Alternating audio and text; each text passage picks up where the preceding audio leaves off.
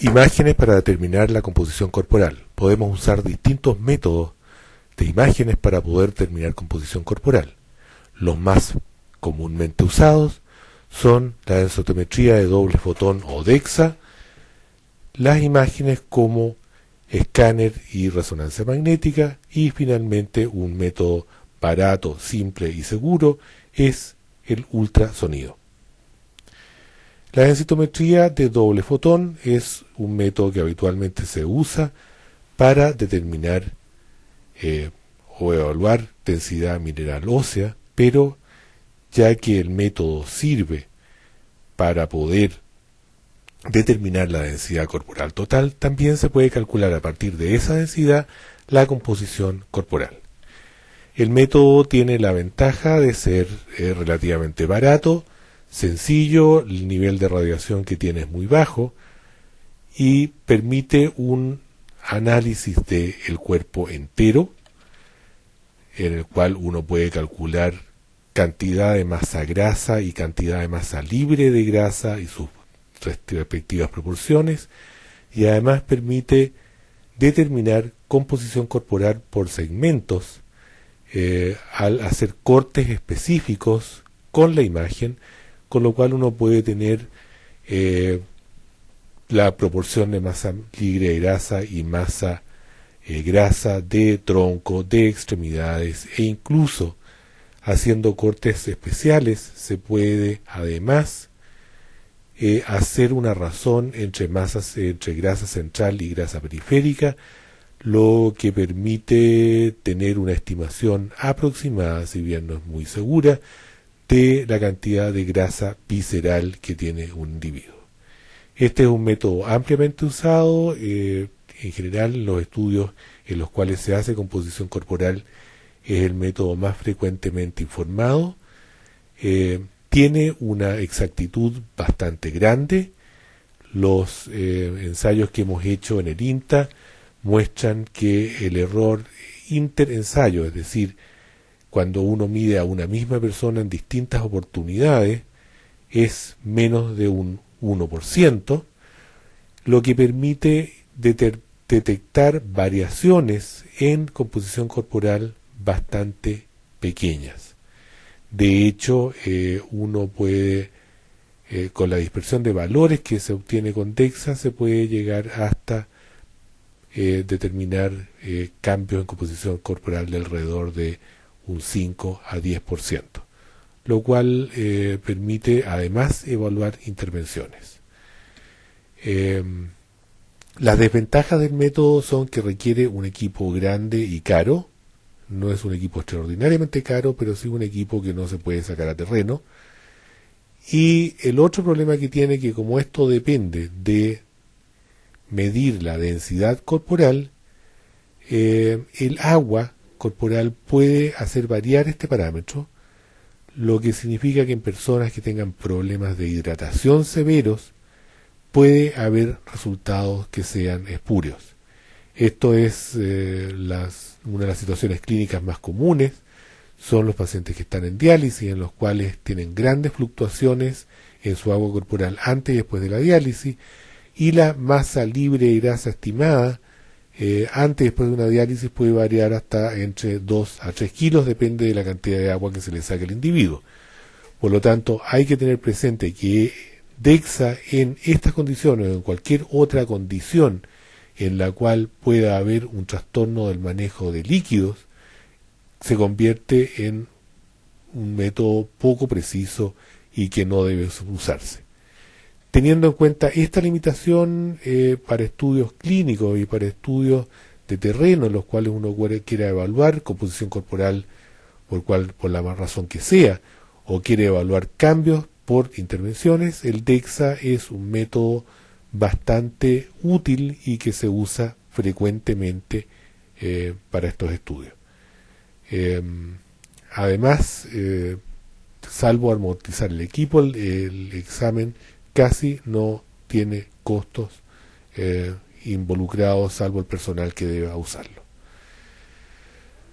Durante el examen, después de efectuar las imágenes, lo que habitualmente se hace es determinar precisamente los segmentos corporales que se van a medir, y esto se informa siempre como cantidades absolutas de masa grasa, masa libre de grasa y masa ósea.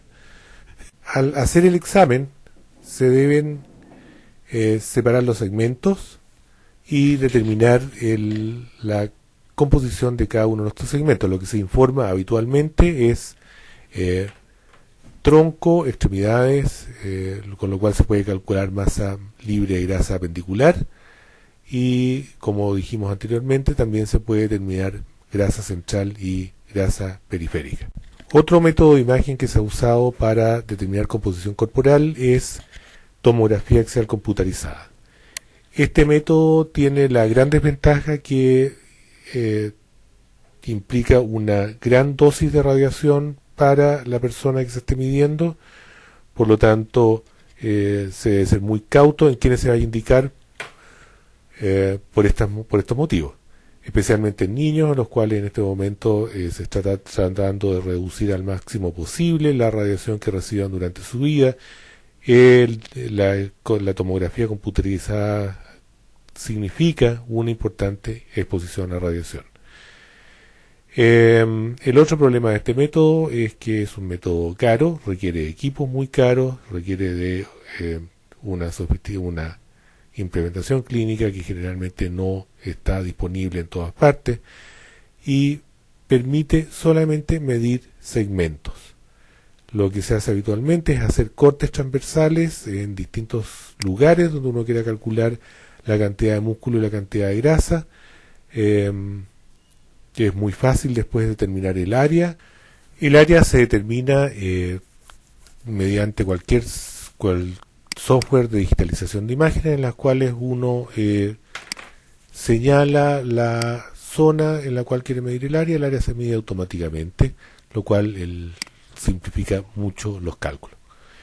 Es posible hacer reproducciones tridimensionales de las imágenes transversales que se obtienen en el escáner. Sin embargo, significa hacer un barrido completo del cuerpo de un individuo para poder determinar esto, lo que por supuesto aumenta exponencialmente la radiación que recibe. Esto se ha hecho en algunos estudios, no es frecuente, pero se puede efectuar. Todos los programas asociados a escáner pueden hacer estos cálculos automáticamente, pero si no se cuenta con el equipo, con cualquier editor de imágenes como Photoshop, uno puede hacer perfectamente los cálculos de área con áreas de interés, lo que puede simplificar el trabajo o reducir los costos en caso que solamente se tenga la imagen y ningún cálculo de digitalización. Existe un software especial que se llama Slice-O-Matic, que permite mediante colores determinar áreas de interés para estudio. Este método incluso se ha usado en abdomen para determinar grasa visceral con cierta precisión, pero nuevamente le agrega más costo a los exámenes, porque significa que se requiere de contar, además de contar con el equipo, se debe contar con el software, que tiene un costo adicional. Slice-O-Matic puede ser una alternativa para determinar distintas áreas grasas y musculares en distintos segmentos del cuerpo. Se ha usado también para otros propósitos, pero específicamente en composición corporal, su mayor beneficio ha sido poder determinar la cantidad de grasa visceral de un individuo. Existen pocos estándares de escáner como para poder tener puntos de corte de masa magra y masa libre de grasa, a diferencia de DEXA, que hay muchos estudios en los cuales han determinado puntos de corte que, si bien puede que no se apliquen a nuestra población, están presentes. El otro método que se puede usar y que es muy similar al de escáner es resonancia magnética. La resonancia magnética también da imágenes transversales de segmentos corporales. En resonancia magnética en general es más fácil hacer reproducciones tridimensionales del cuerpo total, y también permite, mediante el cálculo de área de interés, determinar cantidades de músculo y cantidades de grasa. El problema de la resonancia magnética es que sus costos son infinitamente superiores a los del escáner, lo cual limita bastante su uso en estudios de investigación. Son pocos los trabajos en los cuales se ha medido precisamente composición corporal mediante resonancia magnética. Otra ventaja de la resonancia magnética es una técnica que se llama espectroscopía, con lo cual uno puede cuantificar determinados tejidos, especialmente grasa. Esto se usa mucho para determinar grasa intramiocelular, que es un problema muy común en adultos mayores y en obesos, en los cuales se acumula progresivamente tejido adiposo dentro de las fibras musculares. Este tejido adiposo que se acumula puede llevar a un daño mayor muscular, aumenta la resistencia a insulina, por lo tanto es bastante importante poder determinarlo. La espectroscopía da una curva en la cual uno puede determinar mediante unidades arbitrarias la cantidad de grasa que tiene un determinado músculo. Otro método para determinar grasa en el músculo es ver densidad radiológica mediante escáner o la densidad que tiene en resonancia, pero este es un método mucho más preciso y cuantitativo. Hemos dejado para el final un método que puede ser extraordinariamente útil en trabajos de terreno y que puede significar un cambio importante en estudios de composición corporal. Recientemente se ha visto que el ultrasonido muscular, específicamente efectuado en muslo, puede tener una excelente concordancia con los valores que se obtienen mediante DEXA.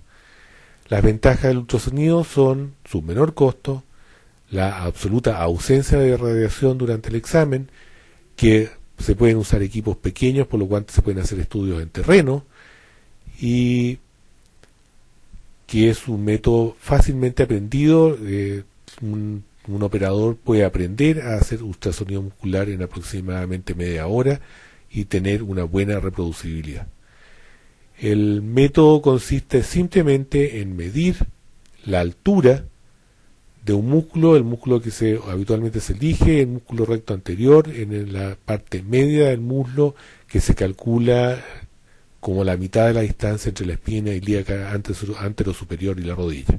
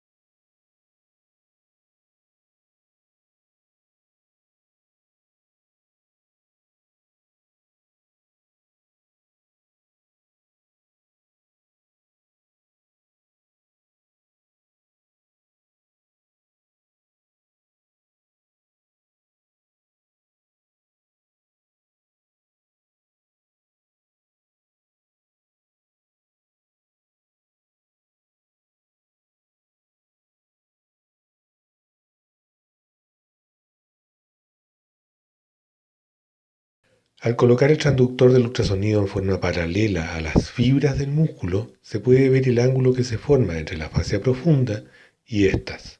Este ángulo se llama ángulo en penacho. La medición de este ángulo en penacho nos puede dar otra medición de eficiencia de función muscular.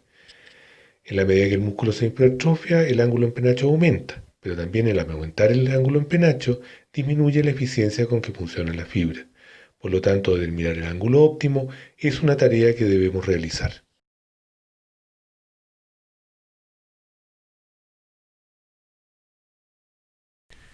Es obvio pensar que hay otros factores que influyen en fuerza muscular, tales como eficiencia energética, irrigación, inervación. Por lo tanto, uno no puede esperar que la masa sea un excelente predictor de fuerza. Esto se debe tener presente porque es un error bien común pensar que basta y sobra con medir masa para conseguir cambios, o que los cambios de fuerza van a ir directamente relacionados a los cambios de masa. De hecho, muchas veces nosotros obtenemos mejorías funcionales importantes en grupos musculares sin ningún cambio en su masa. Por lo tanto, siempre que uno esté evaluando músculo o composición corporal en términos de funcionalidad, o lo que uno está tratando de determinar es funcionalidad, especialmente en adultos mayores, estas mediciones deben ser complementadas con mediciones de fuerza y mediciones de otro tipo que permitan no solamente medir fuerza, sino que funcionalidad global, como capacidad de marcha o test tan sencillos como el Time Up and Go.